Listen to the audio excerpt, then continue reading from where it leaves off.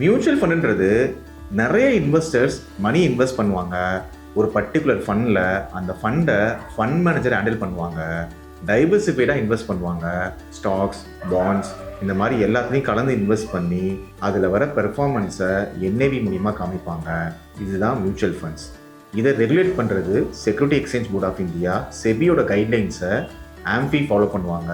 AMFIனா association of mutual funds in India. அவங்களோட code of கண்டக்டை AMC follow பண்ணுவாங்க. AMCனா அசெட் மேனேஜ்மெண்ட் கம்பெனி. ஸோ ஒரு அசெட் மேனேஜ்மெண்ட் கம்பெனி கீழே நிறைய ஃபண்ட்ஸ் இருக்கும். அந்த ஃபண்ட்ஸை ஃபண்ட் மேனேஜர் ஹேண்டில் பண்ணுவாங்க. இன்வெஸ்டர்ஸ் அந்த ஃபண்டில் இன்வெஸ்ட் பண்ணுறாங்க. அந்த ஃபண்ட் மேனேஜர் அந்த பர்டிகுலர் ஃபண்டை டைனமிக்காக ஹேண்டில் பண்ணி ரிட்டர்ன்ஸை கொடுக்குறாங்க. ஸோ மியூச்சுவல் ஃபண்டில் ரிஸ்க் இருக்கா அப்படின்னு கேட்டிங்கன்னா ரிஸ்க் இருக்குது. ஆனால் நீங்கள் உங்கள் ரெக்குயர்மெண்ட்ஸ்க்கு ஏற்ற மாதிரி ஃபண்டை சூஸ் பண்ணிங்க அப்படின்னா அந்த ரிஸ்க்கை கம்மி பண்ண முடியும். டிஃப்ரெண்ட் டைப் ஆஃப் ஃபண்ட்ஸ் இருக்குது. Debt funds, balance fund, equity funds. So உங்கள் ரிஸ்க் அப்டேட், உங்கள் கோல் என்ன, இதெல்லாம் பேஸ் பண்ணி நீங்கள் ஃபண்ட்ஸை சூஸ் பண்ணணும். அதை பேஸ் பண்ணி நீங்கள் ரிஸ்க்கை நீங்கள் கம்மி பண்ணலாம். ஸோ ஃபண்டோட ரிட்டர்ன்ஸ் பார்க்குறதுக்கு முன்னாடி சில பேசிக்ஸ் பார்ப்போம். NAVனா என்ன, எப்படி நீங்கள் ஒரு ஃபண்டில் இன்வெஸ்ட் பண்ணும்போது எப்படி யூனிட்ஸ் அலோகேட் பண்ணுறாங்க, இது எல்லாமே கொஞ்சம் டீட்டெயிலாக பார்க்கலாம். NAVனா நெட் அசெட் வேல்யூ. நீங்கள் ஒரு பர்டிகுலர் ஃபண்டில் இன்வெஸ்ட் பண்ணுறீங்க. அந்த ஃபண்டோட ரிட்டர்ன்ஸ் எப்படி கால்குலேட் பண்ணுவாங்க பார்த்தீங்கன்னா NAV மூலியமாக தான் கால்குலேட் பண்ணுவாங்க.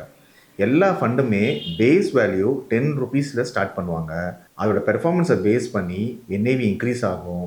சப்போஸ் பர்டிகுலர் டேயில் பெர்ஃபார்மன்ஸ் கம்மியாக இருக்குது அப்படின்னா, நெகட்டிவாக போயிருக்கு அப்படின்னா அந்த பர்டிகுலர் NAV அன்றைக்கி கம்மியாகும். நீங்கள் இன்வெஸ்ட் பண்ணும்போது NAVயால் டிவைட் பண்ணி உங்களுக்கு யூனிட்ஸாக கொடுப்பாங்க. நீங்கள் விட்ரா பண்ணும்போது ஆஸ் ஆன் டேட் NAVயால் மல்டிப்ளை பண்ணி உங்களுக்கு ஃபண்டு வேல்யூவை ரிட்டர்ன்ஸாக கொடுப்பாங்க. இதை கால்குலேஷன் வைஸ் பார்க்கலாம்.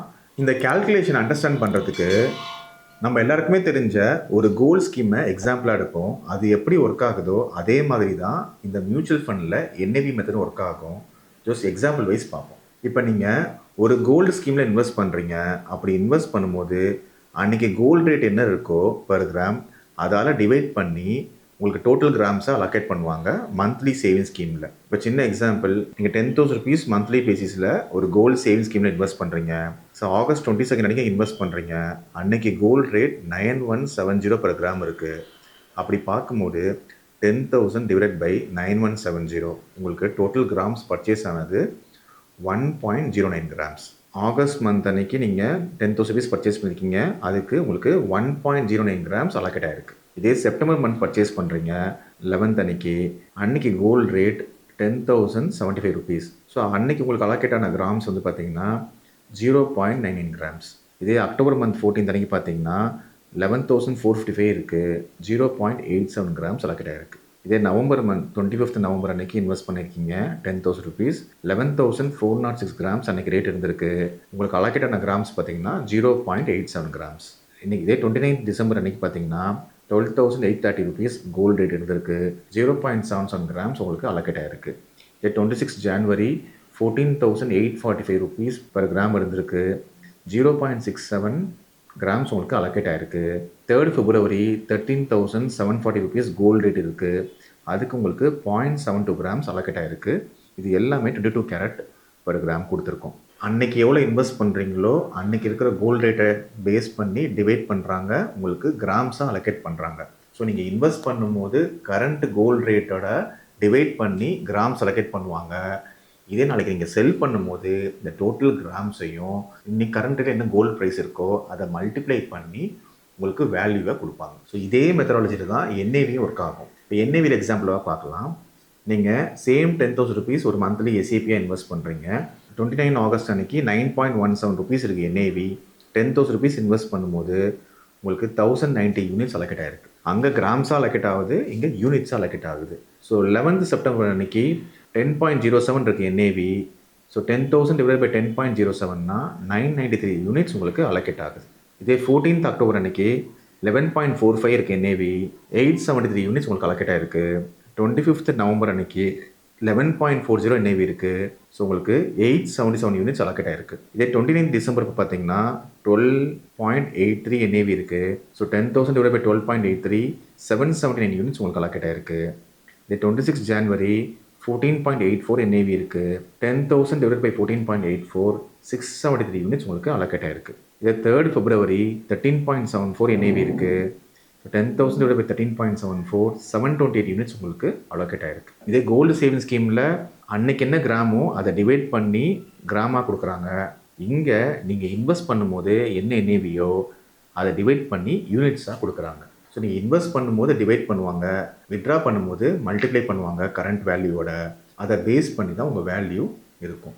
ஸோ நீங்கள் கோல்டு சேவிங் ஸ்கீம் இன்வெஸ்ட் பண்ணாலும் சரி, மியூச்சுவல் ஃபண்ட்ஸில் NAV மெத்தடில் இன்வெஸ்ட் பண்ணாலும் சரி, நீங்கள் இன்வெஸ்ட் பண்ணும்போது கம்மியாக இருந்து வித்ட்ரா பண்ணும்போது அதிகமாக இருந்ததா உங்களுக்கு ப்ராஃபிட் அதிகமாக இருக்கும். ஆனால் நமக்கு எப்போ அதிகமாக இருக்கும் எப்போ கம்மியாக இருக்கும்னு தெரியாது.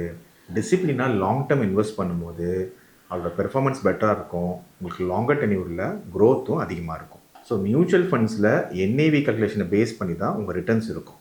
SEP எப்படி ஒர்க் ஆகும், என்னென்ன மெத்தடாலஜியில் இன்வெஸ்ட் பண்ணலாம், இது எல்லாமே டீட்டெயிலாக இன்னும் பார்க்கலாம். மியூச்சுவல் ஃபண்ட்ஸில் எல்லாருக்குமே ஒரே மாதிரியான ஃபண்ட்ஸ் இருக்கா அப்படின்னு கேட்டால் கிடையாது. மியூச்சுவல் ஃபண்ட்ஸில் நிறைய டைப் ஆஃப் ஃபண்ட்ஸ் இருக்குது. அவங்க ரெக்குயர்மெண்ட்ஸ்க்கு ஏற்ற மாதிரி டிஃப்ரெண்ட் டைப் ஆஃப் ஃபண்ட்ஸை சூஸ் பண்ணலாம். First option debt funds. Debt ஃபண்ட்ஸ்னால் என்ன? Government bonds, corporate bonds, short duration funds, money market instruments, இது மாதிரி நிறைய டெட் ஃபண்ட்ஸ் இருக்குது. அந்த பர்டிகுலர் டெட் ஃபண்ட்ஸை நீங்கள் பார்ட்டிசிபேட் பண்ணலாம். ஷார்ட் டியூரேஷனுக்கு இதை ரிப்ளேஸ் பண்ணலாம். Less than 1 year, less than 3 months, less than 6 months, அது கூட நீங்கள் இந்த ஃபண்ட்ஸை சூஸ் பண்ணலாம். நீங்கள் வித்ட்ரா பண்ணலாம் இன்வெஸ்ட் பண்ணி 3 months கழிச்சு 6 months கழிச்சு எந்த ஒரு எக்ஸிட் லோடும் இல்லாமல். ஸோ ஷார்ட் டியூரேஷனுக்கு நீங்கள் டெட் ஃபண்ட்ஸை யூஸ் பண்ணலாம். Depends upon your requirements. இதே நீங்கள் வந்து ஒரு 2 to 3 years 4 years கழிச்சு மணியை வித்ட்ரா பண்ணுவீங்க அப்படின்னா பேலன்ஸ் ஃபண்டில் யூட்டிலைஸ் பண்ணலாம். பேலன்ஸ் பண்ணும்போது டெட் ஃபண்ட்ஸ், ஸ்லைட் ஈக்விட்டினா கம்பெனி ஷேர்ஸ் இன்வெஸ்ட் பண்ணுற ஈக்விட்டி ஃபண்ட்ஸ் ரெண்டுமே கலந்து இருக்கும்.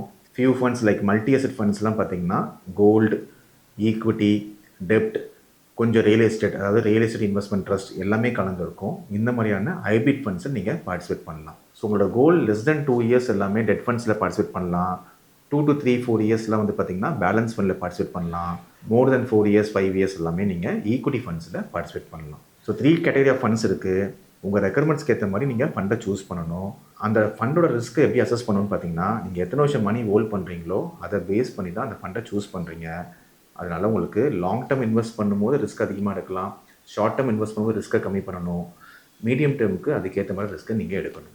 இப்போ ஸ்டாக்ஸுக்கும் மியூச்சுவல் ஃபண்ட்ஸுக்கும் என்ன டிஃப்ரென்ஸ்? ஒரு பர்டிகுலர் ஸ்டாக்ஸை நீங்கள் இன்வெஸ்ட் பண்ணுறீங்க அப்படின்னா நீங்களே உங்களுக்கு ஃபண்ட் மேனேஜர் இருப்பீங்க. இதே மியூச்சுவல் ஃபண்டில் ஒரு எக்ஸ்பர்ட் ஃபண்டை மேனேஜ் பண்ணுறாங்க. ரெகுலராக அந்த ஃபண்ட் மேனேஜர் மானிட்டர் பண்ணி இன்வெஸ்ட் பண்ணுறாங்க. ரிட்டர்ன்ஸ் பெட்டராக கொடுக்க வாய்ப்புகள் நிறையா இருக்குது. டைவர்சிஃபிகேஷன் இருக்கும். ஒரு பர்டிகுலர் ஸ்டாக்கில் இன்வெஸ்ட் பண்ண மாட்டாங்க. ஒரு ஃப்ளெக்ஸி கேப் ஃபண்ட் ஒரு ஃபண்டில் இன்வெஸ்ட் பண்ணுறீங்க அப்படின்னா ஒரு லார்ஜ் கேப்பில் 60% இன்வெஸ்ட் பண்ணுவாங்க. ரிமைனிங் 40% மிட் அண்ட் ஸ்மால் கேப்பில் இன்வெஸ்ட் பண்ணுவாங்க. இந்த மாதிரி ஒரு டைவர்சிஃபைட் போர்ட்ஃபோலியோ இருக்கும். மோர் தென் 50 கம்பெனிஸ்லையாவது அட்லீஸ்ட் ஒரு பர்டிகுலர் ஃபண்டில் இன்வெஸ்ட் பண்ணுவாங்க. இதே நம்ம இன்வெஸ்ட் பண்ணுறோம் அப்படின்னா அந்த பர்டிகுலர் ஸ்டாக்கை நம்ம சூஸ் பண்ணுறதுக்கு டைம் ஸ்பெண்ட் பண்ணணும். நம்ம ஃபண்டமெண்டல் அனாலிசிஸ் பார்க்கணும், தேவைப்பட்ட டெக்னிக்கல் அனாலிசிஸ் பார்க்கணும். இந்த மாதிரியான ஃபண்ட் மேனேஜர் ரூல் எல்லாமே நம்மளே எடுத்து பண்ணுறது. ரிஸ்க்கும் அதிகமாக இருக்கும். ஏன்னா டைவர்சிஃபிகேஷனும் நம்பர் ஆஃப் ஸ்டாக்ஸ் வைஸ் அதிகமாக பண்ணணும். ஸோ யூஸ்வலாக ஒரு ஸ்டாக்கில் இன்வெஸ்ட் பண்ணும்போது பல மடங்கு சீக்கிரமாக க்ரோ ஆகலாம், சீக்கிரமாக கம்மியாகவும் ஆகலாம். இதே மியூச்சுவல் ஃபண்டில் டைவர்சிஃபிகேஷன் இருக்கிறதுனால அது ஒரு ரிஸ்க்கு கம்மி பண்ணுறாங்க. ரிட்டர்ன்ஸும் பெட்டராக கொடுக்க வாய்ப்பு இருக்குது. மியூச்சுவல் ஃபண்ட்ஸில் ரிட்டர்ன்ஸை பெட்டராக எதிர்பார்க்குறதுக்கு முக்கியமான ரீசன் என்னென்னு பார்த்தீங்கன்னா power of compounding. Longer tenure continue பண்ணும்போது காம்பவுண்டிங் இன்ட்ரெஸ்ட்டில் உங்கள் ஃபண்டு க்ரோ ஆகிட்டே இருக்கும். அதனால் உங்கள் மணியும் பல மடங்கு க்ரோ ஆகிட்டே இருக்கும். ஸோ நீங்கள் மியூச்சுவல் ஃபண்ட்ஸில் லாங் டேர்ம் இன்வெஸ்ட் பண்ணுறீங்க அப்படின்னா உங்களால் நல்ல கார்பஸை க்ரியேட் பண்ண முடியும். முக்கியமாக நீங்கள் மியூச்சுவல் ஃபண்டில் இன்வெஸ்ட் பண்ணுறதுக்கு உங்கள் கோல் பேஸ் பிளானிங் கண்டிப்பாக பண்ணணும். நீங்கள் ரிட்டைர்மெண்ட்டுக்காக பிளான் பண்ணுறீங்களா, சைல்டு எஜுகேஷனுக்காக பிளான் பண்ணுறீங்களா, என்ன பர்பஸோ அதுக்கு ஏற்ற மாதிரி ஃபண்டை சூஸ் பண்ணி போர்ட்ஃபோலியோ ரிவ்யூ பண்ணிவிட்டு தேவைப்பட்டால் ரீபேலன்ஸும் பண்ணிங்கன்னா உங்களால் 12 to 13% ரிட்டர்ன்ஸை ஈஸியாக எடுக்க முடியும். அதேமாதிரி நிறைய பேர் மியூச்சுவல் ஃபண்ட் இன்வெஸ்ட் பண்ணும்போது NFO ஃபண்ட்ஸ் சூஸ் பண்ணுவாங்க. NAV கம்மியாக இருந்தால் பெட்டராக இருக்கும் அப்படின்ட்டு. NAV கம்மியாக இருக்கிறதுனால அதிக ரிட்டர்ன்ஸ் கிடைக்கும் அப்படின்லாம் கிடையாது. நீங்கள் 10 rupees NAV எடுக்கிறீங்க, 10% ஃபண்ட் பெர்ஃபார்மன்ஸ்னால் அது 11 rupees ஆகிருக்கும். இதே ஒரு ஓல்டு ஃபண்ட் NAV 100 rupees இருக்குமே இன்வெஸ்ட் பண்ணுறீங்க, அதுலேயும் 10% ஃபண்ட் பெர்ஃபார்ம் பண்ணுச்சுன்னா உங்கள் ஃபண்டோட NAV 110 rupees ஆகும். ஸோ 10 rupees இருக்கிற NAV 10% ஃபண்ட் பெர்ஃபார்மன்ஸ்னால் 11 rupees ஆகும். 100 rupees NAV உள்ள ஃபண்டில் இன்வெஸ்ட் பண்ணுறீங்க, அங்கே 10% க்ரோ ஆச்சுன்னா 110 rupees ஆகும். ஸோ ஃபண்ட் பெர்ஃபார்மன்ஸ் தான் முக்கியம். NAV கம்மியாக இருந்தால் பெனிஃபிட், NAV அதிகமாக இருந்தால் பெனிஃபிட் அப்படிலாம் கிடையாது. மார்க்கெட், அதாவது நீங்கள் பர்டிகுலர் ஃபண்டில் ரெகுலராக பார்ட்டிசிபேட் பண்ணணும். NAV எப்போ அதிகமாக இருக்கும் எப்போ கம்மியாக இருக்கும்னு தெரியாது. ஸோ ஆவரேஜ் பண்ணிகிட்டே வருவீங்க. எப்போல்லாம் NAV கம்மியாகுதோ முடிஞ்சால் அடிஷ்னல் பர்ச்சேஸ் பண்ணணும். அந்த டைமில் உங்களுக்கு யூனிட்ஸ் பெட்டராக இருக்கும். ஸோ நியூ ஃபண்ட் ஓல்டு ஃபண்ட்றது முக்கியம் கிடையாது. அந்த பர்டிகுலர் ஃபண்ட் பெர்ஃபார்ம் பண்ணணும். அதை பேஸ் பண்ணி தான் உங்களுக்கு ரிட்டர்ன்ஸ் இருக்குது. யார் யாரெல்லாம் மியூச்சுவல் ஃபண்ட்ஸ் இன்வெஸ்ட் பண்ணலாம்?